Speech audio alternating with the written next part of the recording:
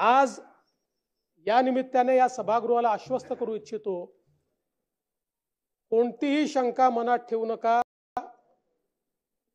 जी जी आश्वासनं आम्ही दिलेली आहेत, ज्या ज्या योजना आम्ही सुरू केलेल्या आहेत, एकही योजना आम्ही बंद होऊ देणार नाही। त्या लाडक्या बहिणींनी महायुतीवर प्रेम दाखवलं, हे अधिवेशन संपल्याबरोबर डिसेंबर महिन्याचा हप्ता त्यांच्या खात्यामध्ये आम्ही टाकतो। आणि काहीच बदल नाही। नाना, मी या ठिकाणी स्पष्ट करू इच्छितो, कुठलेही नवीन निकष नाहीत, आता तर सगळ्यांनाच टाकतो।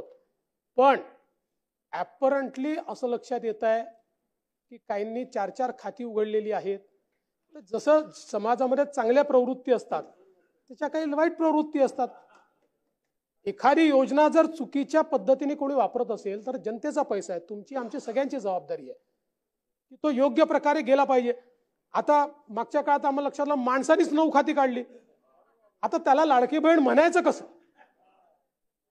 पण लाडका भाऊ म्हणू शकत नाही, कारण बहिणींच्या पैशावर डल्ला मारतो तो लाडका भाऊ कसा? त्यामुळे असे जे आहेत, त्यामुळे शेतकऱ्यांच्या संदर्भात आम्ही दिलेली आश्वासनं असतील, युवांच्या संदर्भात दिलेली आश्वासनं असतील, ज्येष्ठांच्या संदर्भात दिलेली आश्वासनं असतील, समाजातल्या वंचितांच्या संदर्भात दिलेली आश्वासनं असतील, ही सर्व आश्वासनं या ठिकाणी आम्ही पूर्ण करणारच आहोत।